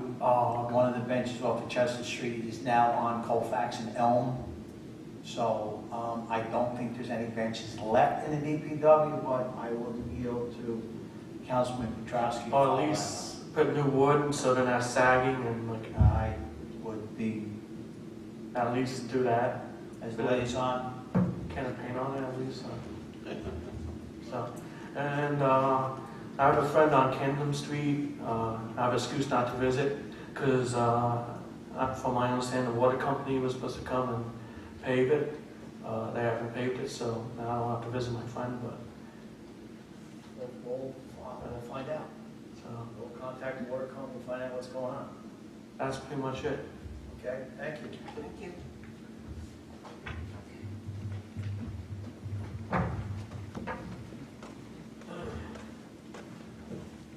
Boss Shipley, 824 Larch Street. Good evening, Mayor and Council. I just wanted to bring forth a suggestion in light of TV 34 and the tape failing last week, and that is to possibly, have the meetings taped and then go directly to a site on YouTube.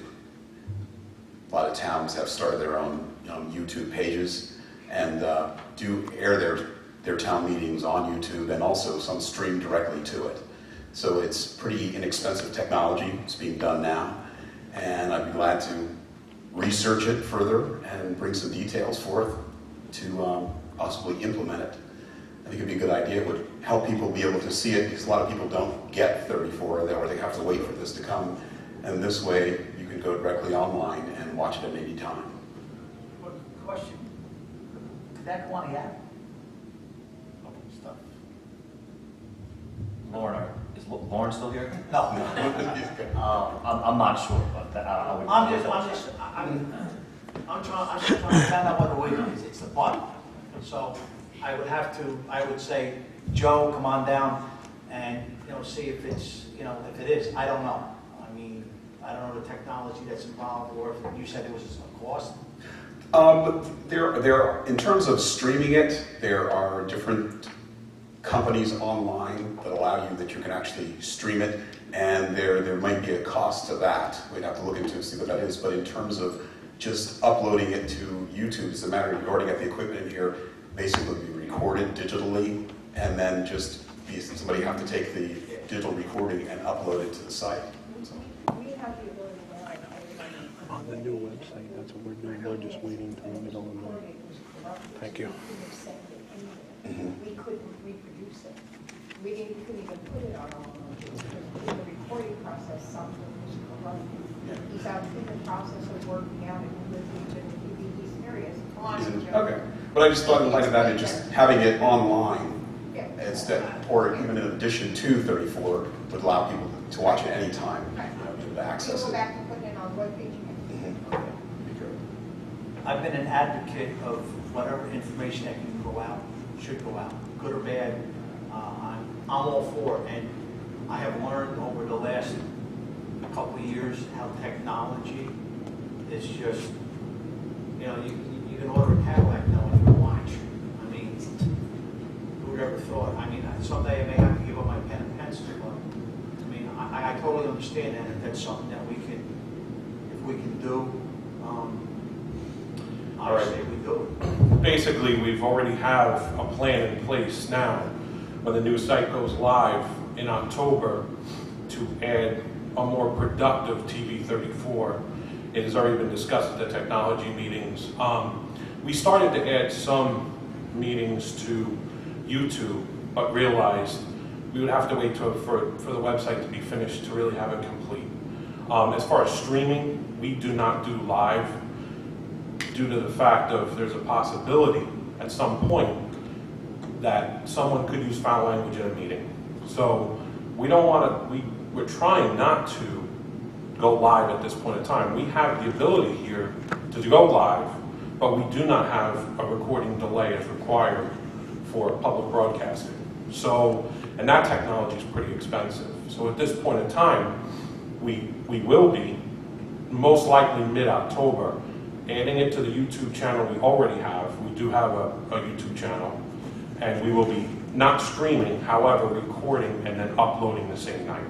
Okay. That's a start. It's a start, yeah. Okay. Thank you, Joe. Thank you. Sir. Thank you. Thank you. Anyone else wishing to come speak?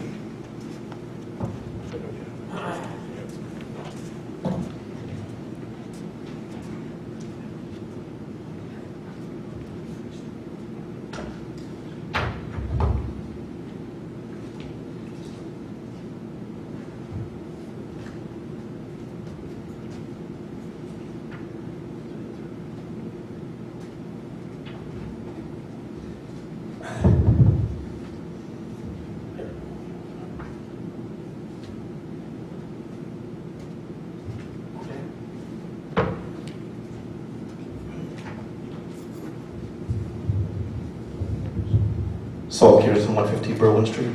To start off, Mr. Mayor, to add to what you had stated regarding Operation Chill Out, there will also be at the beginning of the week, that entire week, people can drop off. Well, yeah, I mean, And it will culminate. I Oh, no, I just. Yeah, you can drop off anything. Anytime. First aid squad. Right. You know, drop off, yes, but And then Sunday will be the, Sunday is. where all the thing that's been donated will Like be. that day will be up there collecting. And the Knights of Columbus, I think, are actually packing the backpacks, right? I'm hoping, yes. You should have said yes. In continuance of our last discussion at the last meeting, with regard to, I guess, cleaning up or bringing up to date or removing ambiguity regarding peddler's licenses, I have provided to the attorney my peddler's license, which I got. I had applied for it in June, and I paid $100. I was fine with that. Oh, in connection, any information on the flagpoles, on the lighting? Nothing firm yet. The borough engineer and myself have a meeting, telephone conference, the second conference scheduled on Tuesday and Wednesday with DOT. So hopefully next meeting I will be able to advise you that it's set to go. Thank you. And the reason I applied for the peddler's license was because I was told by the borough clerk that I needed to pay the $100 to ask for donations for the lights on flagpoles, which I paid. I'm fine with that, but No, I'm confused. I'm asking for donations for TNR, so do I need a peddler's license? I guess you should ask the borough clerk that question. But in line with that, Oh, no, I'm not going door to door, no. I wasn't going door to door either. I explained to her that I would be having a place at the car show, and I would not be moving. I would have a table. And then here lies the question, because the peddler's license that I applied for, Mr. Attorney, if you look at section B, well, the first thing it says that a license shall be required to be signed by the mayor and attested to by the municipal clerk. If you look at the copy I gave you, that's not signed by the mayor. So that's the letter of the law, right? We're applying the letter of the law. Actually, the law states that the municipal clerk by statute issues licenses. Is that the municipal clerk who signed that letter, or the? I think that's. The federal license, that's right, I signed it. That looks like Donna Cardigan's signature. Okay, well, she's my deputy, she does. Okay. Again, letter of the law, says it right here, spirit of the law. State statute, which supersedes town law. Since Ms. Callie was not here at the last meeting, and you gave me all the yellow highlights, I did drop it off to Ms. Callie and say, can we please tweak this? So she is working on it. Okay. So Well, I thank you. I understand where you're coming from. Right, because again, I'll refer to the new section of the ordinance, but the other section says that, section D, selling from a fixed location, that this license is specifically for anyone selling and cannot be in more than one place more than 10 minutes. Again, maybe that's something that should be clarified.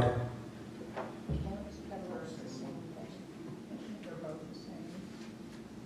So it's cannabis and peddling, you're just choosing to. No, I'm actually looking at the actual statute, subsection D, under peddler, hawkers, and peddlers. There's a copy there if you wish to follow along. It says, no person licensed under this subsection shall stand or remain with his vehicle, and there's a section of all these things, longer than 10 minutes. It's actually subsection D, selling from a fixed location, first page.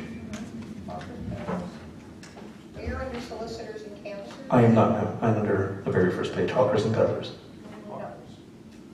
Mr. Attorney? Subsection D, selling from a fixed location, the very first page, hawkers and peddlers. Page 1, subsection D. His license was issued under 4-10-2, solicitors and canvassers, permit required. No person except as otherwise provided in the subsection shall engage in commercial sales or solicitation of any kind, including solicitation to contractual agreements or donations. But if you look at that actual license, Mr. Attorney, that's for a peddler. I was charged $100.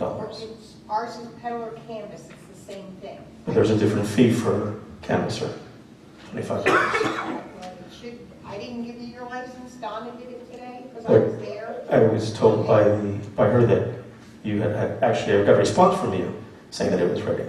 No, I just said you were okay to get it. I didn't issue it.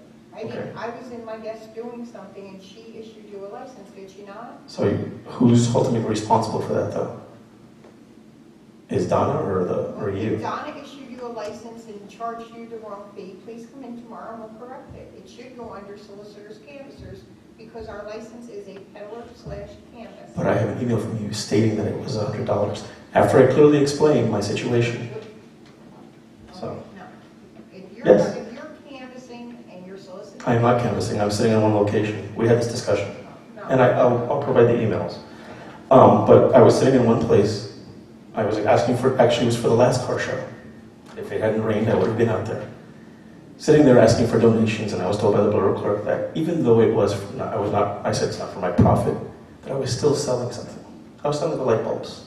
That's what she stated. You're selling light bulbs, Yes, if you're selling light bulbs. But I'm not selling light bulbs. I'm asking for donations to have light bulbs. doing something else. So, but then the issue is if we're following the letter of the law, which is what she stated, then subsection D contradicts that action. And I guess my overall question is, so if I were from a fixed location, what would I be charged? Would it be the peddlers, canvassers, solicitors, transient merchants? Okay, first you need to be clear as to what you're doing. Secondly, I will happily speak into the mic. First, the person needs to be clear as to what they're doing. I was. If they're going to, no, because if you're not being clear. I If was. you're I going gave you to my be- application if you're that clearly going stated to- what I was going to do. Okay, if you're going to do peddlers, you would pay a peddler fee. If you're going to canvass and solicit donations, you would fall under 4-10. If you would like to come in, I have a conference tomorrow, but if you would like to come in and reapply for what you're doing, we'll be happy to correct and give you the correct thing. But the license regardless is still going to say peddler because we only have one program and it's peddler canvas. We will adjust the fee to make sure it matches what you're doing. To be continued at the next meeting. Thank you. Whatever. If you'd like to come in Monday, get your fees down, we'll be happy to fix it. Just explain, please, what you're definitely going to do. Are you going to sell light bulbs or are you going to go out and solicit donations? Anyone else wishing to speak? Council President, seeing no one? Mayor, seeing no one, I would like to make a motion to close the public portion. Second. All in favor? Aye.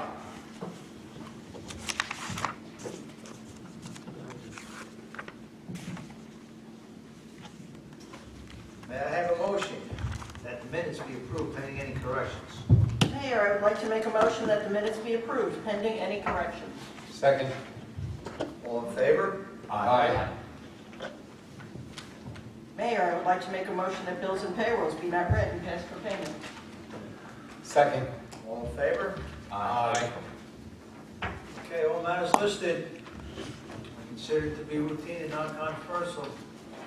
These items, unless the matter of the governing body so requests, in which the case, the item will be removed from the content of the agenda and considered to be in its normal sequence on the agenda as part of the general orders. Madam Clerk, would you please read resolutions 251:15 to 258:15, please?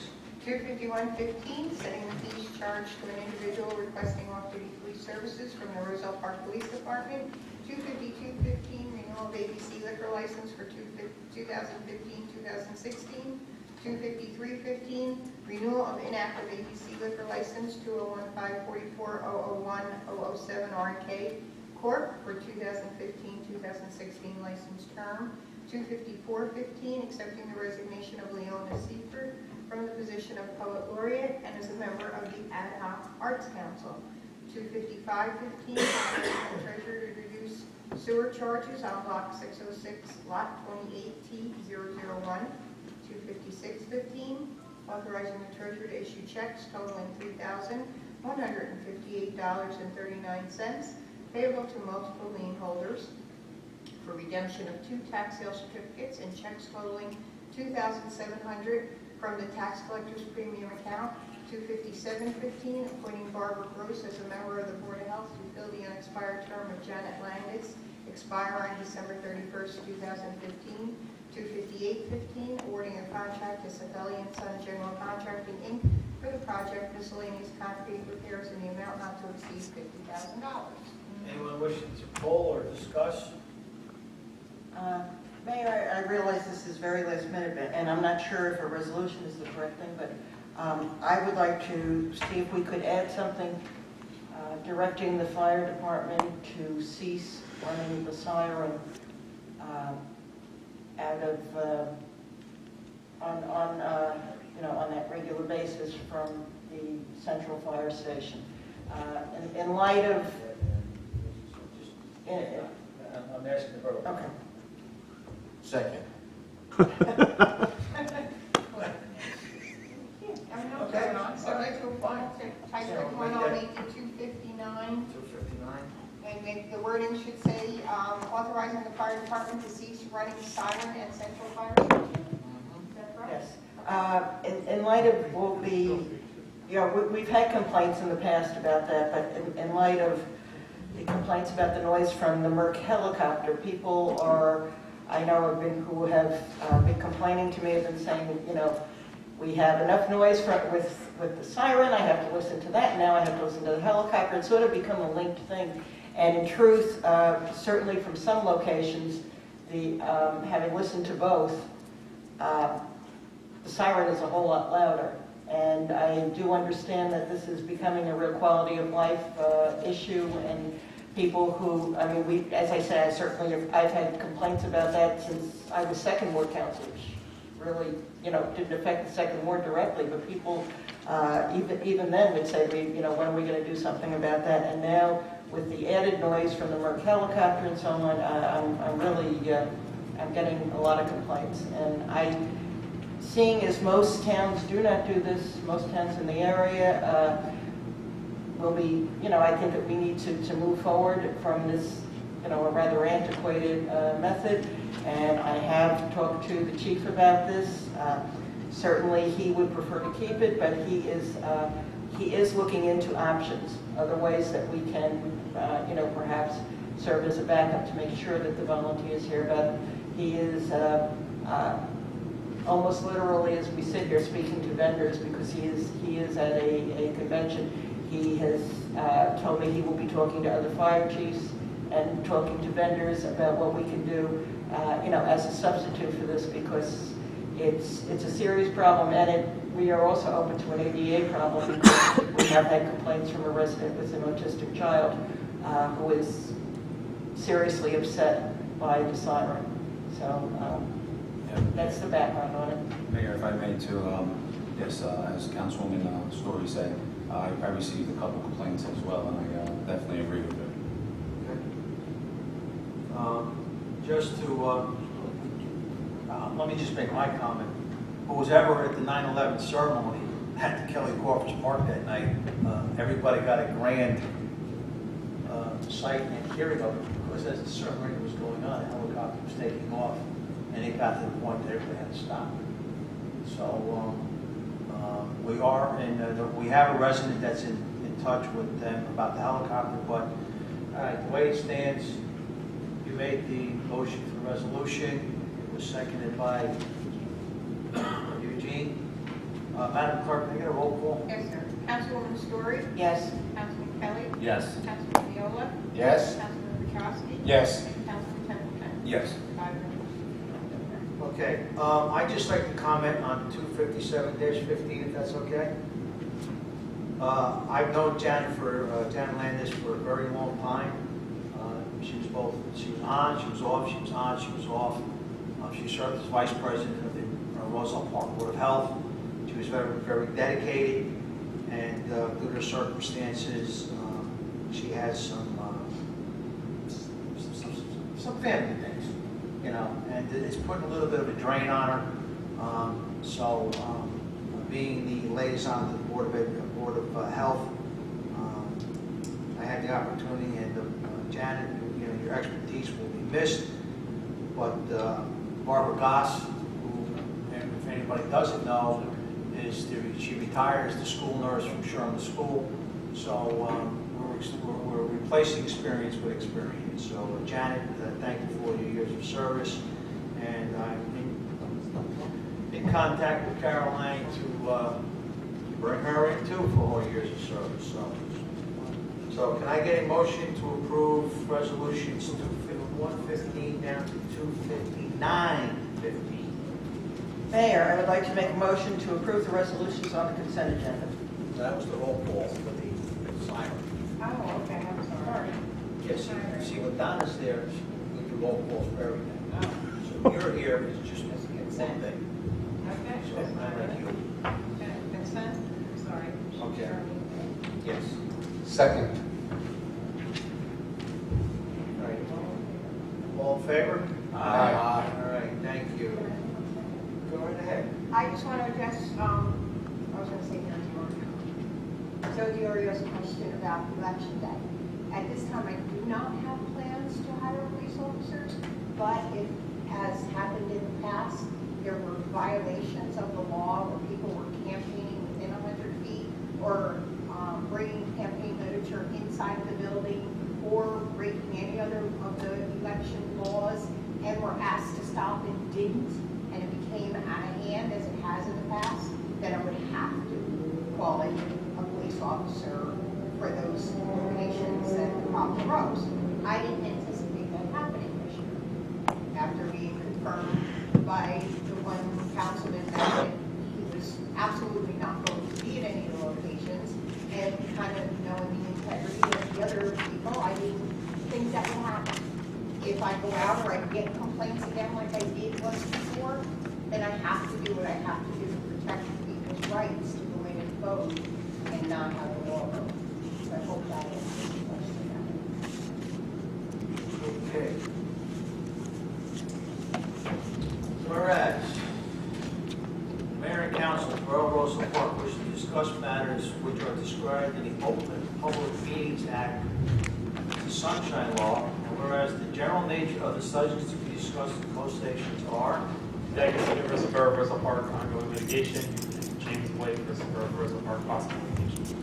whereas at this time, under the circumstances under which the items discussed in closed session will be disclosed to the public in a future time, now therefore be it resolved, the Mayor and Council of Borough of Roselle Park adjourn the open portion of the meeting, go into the closed portion of the meeting to discuss these items. May I have a motion to go into closed session, please?